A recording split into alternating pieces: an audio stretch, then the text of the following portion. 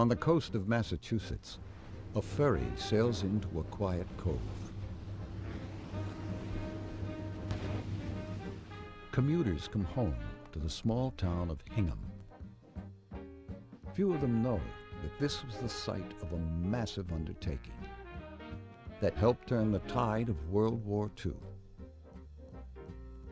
You wonder how it will be remembered, how people will know the contribution that was made here. Inside this massive building, thousands worked day and night to build great warships. Real fact of the matter, you felt good about the fact that if you put in a good day's work, you might be saving a guy's life. Nearby are the remains of 16 concrete bays where workers assembled the ships. Few of them had ever built a ship before, but they launched over 200 in record time.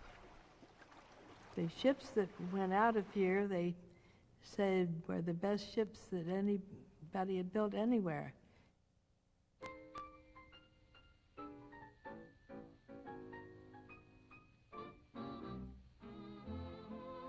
Eleanor Roosevelt once said that Main Street in Hingham was the prettiest street in America. Before the Second World War, Hingham was much smaller than it is today. I would say there was anyway 15 to maybe 20 working farms in Hingham. Stan Hersey can trace his family's history in Hingham back to 1635. Our farm, the Hersey farm on Hersey Street, was my great-great-grandfather Reuben.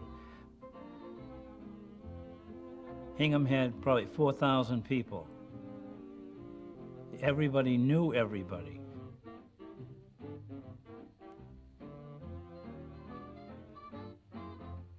Peg Charlton moved to Hingham at the age of 2. In 1939, she was 17 years old. The town was so much smaller then. You lived on your particular street, particularly if you'd lived there a good part of your life. You knew everyone on the street. In the spring of 1940, the war seemed a million miles away. But in June, the world began to crumble.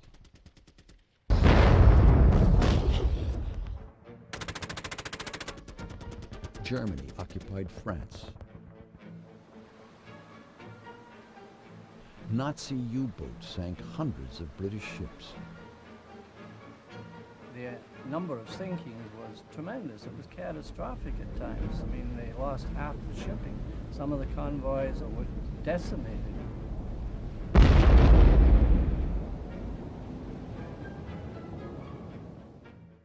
To Ian Menzies, a young British naval officer, the outlook was dire. If that volume of sinking kept up, Britain couldn't have carried on. I mean, no matter how much they wanted to fight, they had to have the supplies. To keep England alive, the U.S. offered to lend its ships. It seemed like the only way to avoid another war in Europe. See, because it was just 25 years since the First World War, we were over there. If we can give all our allies all this material, we won't have to send our boys over there, and we won't have to go over and help them again. But the U.S. fleet was small and outmoded. Most ships were remnants from World War I. The Navy began designing a new ship, the destroyer Escort, and it commissioned Bethlehem Steel to be the major contractor. But Bethlehem shipyards were already working at full capacity. A new shipyard would have to be built from the ground up. A site was found on the Massachusetts coast in the tiny town of Hingham. It had a deep harbor and few existing buildings. Life in Hingham was about to change. On December 7, 1941, Japan attacked the U.S. naval base at Pearl Harbor. I think that we were so totally stunned by the attack on Pearl Harbor. I don't think people really had a chance to be afraid. They were just mad.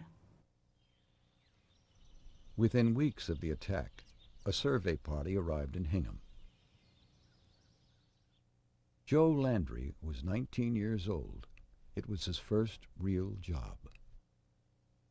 Well, I was a member of a survey party. I was probably one of a handful of the first people that arrived at this site to build the shipyard. The construction team would have to build a shipyard at lightning speed. Immediately, crews began working around the clock to clear 150 acres.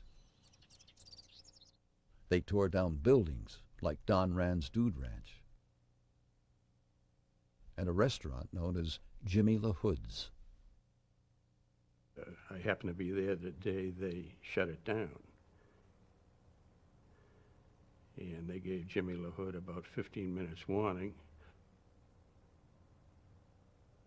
that the dishes and utensils for the lunch and meal were on the table. He wasn't allowed to take anything. After the land was cleared, workers erected the skeleton of a steel mill. It stretched more than a third of a mile. The workers built wooden cradles to house each ship and brought in over a dozen giant cranes. Before they were done, the Navy had spent the equivalent of $250 million. This was overnight, and in a few short months, they constructed an entire shipyard. The shipyard needed thousands of workers to build a single ship, but most men over the age of 18 were going off to war. The ships would have to be built by boys too young to fight, like Bill Copeland. Well, I was 16 years old. The shipyard needed workers, and I needed the money, so I started working the 3 to 11 shift. And by men who were injured and couldn't fight, like Dan Henderson. I was a poor rep. I was approximately 20 years of age when I first went to work down there. Some men hadn't worked in years because of the Depression. People come out of office jobs. People come off of beds to go to work down there. They had no jobs and probably hadn't had them for 8-10 years. But that type of guy is a guy who built a ship. In order to turn these men into shipbuilders, Bethlehem imported a team of 400 veteran workers. Charles Downey moved from apprentice to team leader in a year. And of course you progress very quickly. And I had up to 15 people reporting through me and taking work assignments from me. I really am shocked to think about the awesome responsibility that young people had in the shipyard. In less than a year, there were over 15,000 workers in the yard. Things were moving at a frenetic pace. It was really so intense and so concentrated. Organized chaos, really, because they knew if you were coming in as a stranger, it was terrifying almost. You know, things were swinging over your head, huge tons of steel. They'd pick up a steel plate and zoom one into the other of it. It was almost like a train going overhead.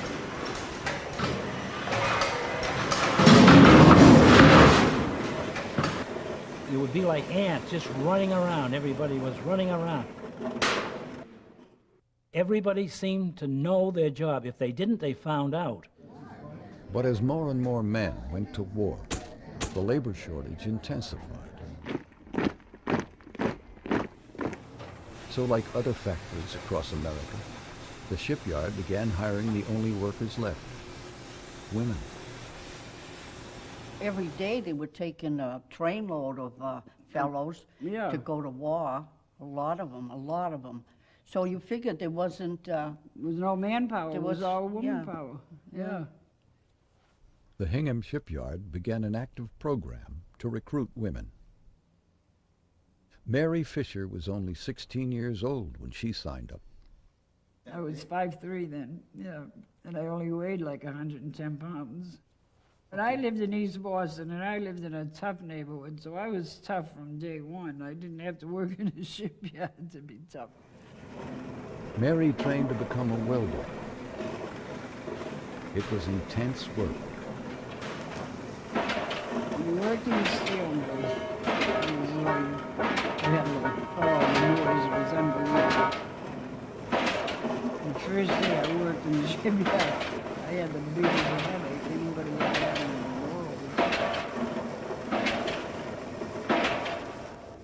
world. Fran Catrabone quit her job in a shoe factory to join the lady welders. and you know, we'd have to wear these jackets that were suede, but they were heavy. And you know, you could be welding overhead, and even though you had that jacket on, you'd end up with some pretty good burns, you know where. Pretty good burns. I bet a lot of women got scars from that. Soon, over 2,500 women were punching the clock. I went shopping one day in Filene's, and my girlfriend and I, and we were dressed in our welding outfits. You know, the women in there looked down on us. Oh, yeah, like, they did. Oh, like we were trash. And I said, "Excuse me, we're saving your country, if you don't mind." But the problem was how to churn out ships faster than ever before. Fighting ships were highly complex machines and were made one at a time, piece by piece. The engineers needed to simplify the process so it could be done quickly by inexperienced workers. So they invented a system of mass production in which many ships could be built at the same time. Sheets of steel were cut using patterns, creating hundreds of individual parts. Each part was given a number, and like a giant jigsaw puzzle, the parts would be assembled into large sections. You weren't building these ships by just plate by plate. They'd build certain sections of the ship and just bring it out of the steel mill and place it on board. First, the sections were laid one next to another. Then the welders fused them together. Next, the crane operators lowered the upper sections in place. Within days, workers built the entire ship from the ground up. The process was repeated on ship after ship. I mean, here were 16 boats, all in separate slips, being built at the same time. By now, there were 23,000 workers in the yard. Only from the air could the magnitude of the operation be seen. On the ground, the shipyard was getting into high gear. They were days that flew by because you were so busy you had no time to think of anything else. You were working 6, maybe 7 days a week. There were 3 shifts, 8 hours a day. A standard work week was 48 hours, 6 days. And then we would work Sunday if they wanted us to. Yeah. Like if they needed extra help, you could, because on Sundays you got double time. After a decade of the Depression, people suddenly found themselves with money. The money was excellent. It was far better than the 35 cent an hour job I had at the A&P. So 98 cents sounded like a lot of money to us. On Friday, hundreds of workers lined up to cash their paychecks at the Hingham Trust. It was just mayhem. You know, here they've got this wonderful paycheck. It's Friday, and all of them are just all kind of, you know, holiday mood. All of them are kind of jostling around. Sometimes it was a problem to get us so late that the banks were closed anyway. But many of the barons around there would bring money in, knowing full well that if a guy came in with a check and he didn't have any money with him, he would drink one drink and leave. On Friday and Saturday nights, hundreds of young sailors descended on Hingham Square for a night out. Many would go to the Servicemen's Recreation Center in Hingham. Mary McClellan was a hostess at the rec center. She was 17 years old. It was Friday nights that we went to the rec center. We actually had a lot of fun there. We really did. The boys were our age. We were all young people. We had music and dancing and refreshments, and you really look forward to going. And I know they did too. In less than 2 years, Hingham had transformed itself into one of the largest shipbuilding centers in the entire country. Workers were pounding out ships at a rate of over 6 a month. Each one was a cause for celebration. Anne Collins was the daughter-in-law of William H. Collins, the shipyard's first general manager. Quite a sight to see a ship in its cradle, and then they start knocking out the underpinnings of the cradle. First of all, they knocked the shores off. Cut one. And he said, cut two, cut three. He cut four until there was one left. And I was swinging one of the hammers. I said, we'll never get this damn thing off the ground. I know we won't. But sure as God made little green apples, when he cut that last one, she swung the bottle, and down the ways went the thousands and thousands of ton ship. Ship would start to quiver, and then it would become alive, and it suddenly was a being, more or less. It went slowly, slowly, slowly, and then it picked up speed as it went down the ways. Well-dressed spectators surged forward for a better look. Nobody advised these people that this ship would displace tons and tons of water. And when it slid down the waves and hit that water, it pushed a tremendous wave across. And that wave would it couldn't expend itself on the beach on the other side, so it would come back again. And these people who were coming down to watch the launching would run down the waves on the ground, and this wave coming back would catch them. There'd be people flying, there'd be everybody soaking wet and whatnot. The Navy pushed Hingham hard, demanding 60 destroyer escorts in 1943 alone. But the shipyard ground out 90.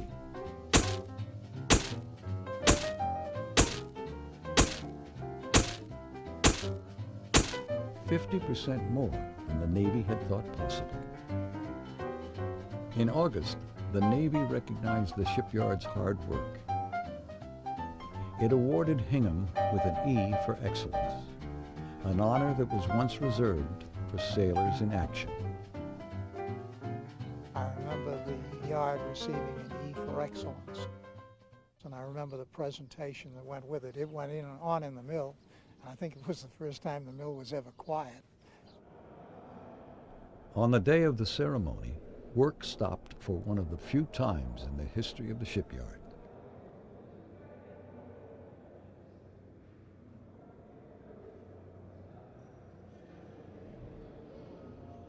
But for the shipyard, the true test would be at sea. British sailors came to board their ships. Among them was Ian Menzies. we were concerned a little as to how they would react in the sea, you know, and in the trials. Would they live up to their speeds? They could do 24 knots, which was pretty good. But how would they react in a storm? Escorting the convoys across the Atlantic could be a punishing trip.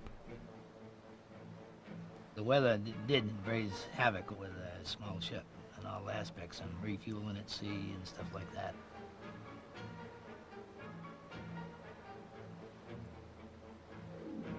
Ed Goldrick sailed on a Hingham-made DE. That the weather was so bad, there was maybe 25 or 30 ships in the convoy, and you went up on deck, and you could only see one at a time. That's how bad the weather would be. Lots of times you wouldn't even be able to go above decks, right? It was so rough, the water was washing over it all the time, because you were only a few feet off the water. You're only, what I think, about 30 foot wide and 205 to 210 foot long, so it was almost like a canoe out in the big ocean. But the destroyer escorts survived in the most difficult conditions. Our people are sort of watching to see how it reacts. The weather was so bad, they were all ill practically. But it did beautifully, the ship itself. It was very seaworthy, and I had been in 2 other destroyers, and I would say that the DEs were just as good as any of them. The destroyer escorts guarded thousands of convoys across the ocean. On each one, they faced the threat of submarine attack. Several Hingham ships sank U-boats in battle, including the Bates and Ian Menzies' ship, the Stainer. By late 1943, the fight against the U-boats was largely won. But to win the war, the Allies would have to land in Europe. Blocking the way was the heavily fortified French coast. With conventional ships, a beach landing was impossible. The Allied plan was to crash land on the beaches with a fleet of flat-bottomed ships. Hingham was flooded with orders for new ships. The largest of these could carry 10 tanks and equipment, or 1,000 men. It was called the Landing Ship Tank, or LST. Bill Copeland left the shipyard to serve on one of the first LSTs. When I was assigned to Little Creek, Virginia, I didn't have any idea what an LST was. And as we took the ferry across the bay and looked at these monstrosities as we thought about them in those days, we're going to sail on one of those things? But we came to love it. We really did. The way an LST was built with their paper-thin steel hulls and so forth, you wondered whether they would withstand the tremendous poundings that the ocean was giving them.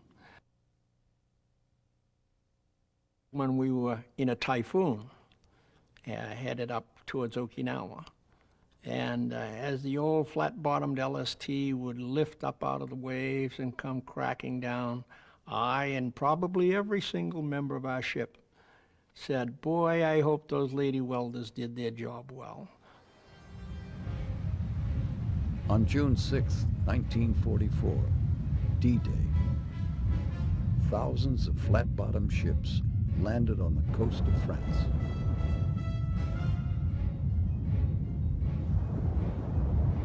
In the months following, other crucial landings would take place on beaches in the Pacific. Together, the landings helped turn the tide of the war.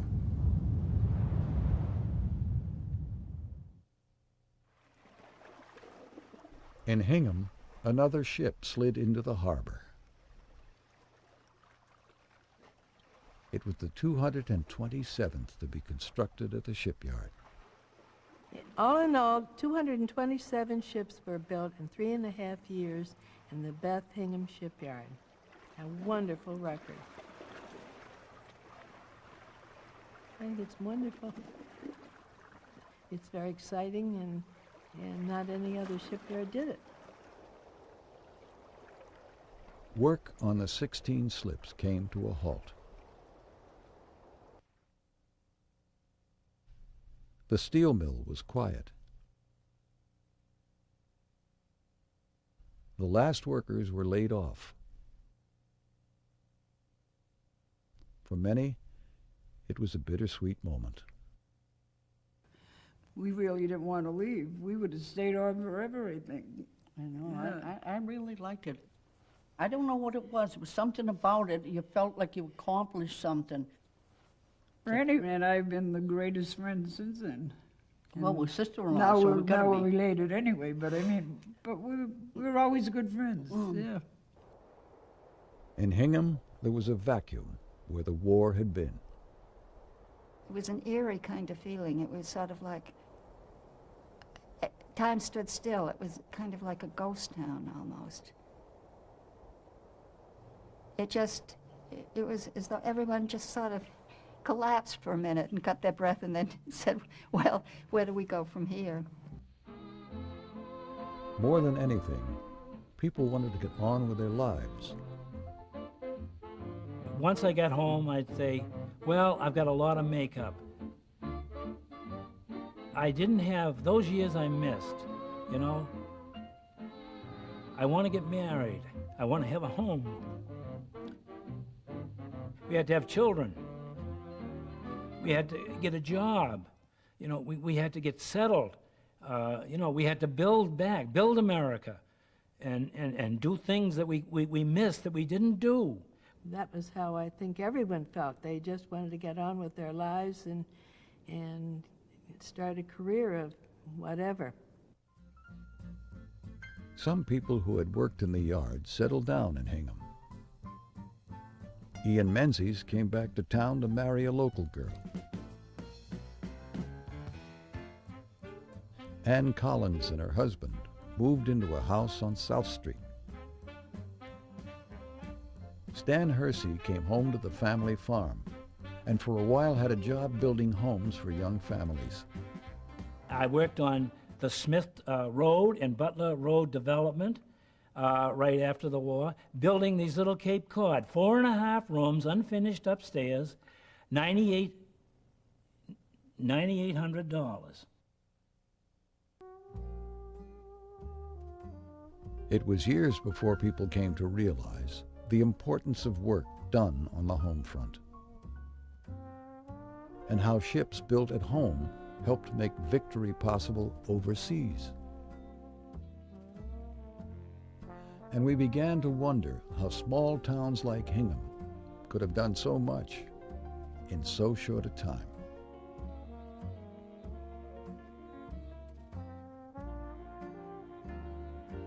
I don't think we thought about it. We just wanted to make sure that we did everything we could for the war effort, and we wanted to win.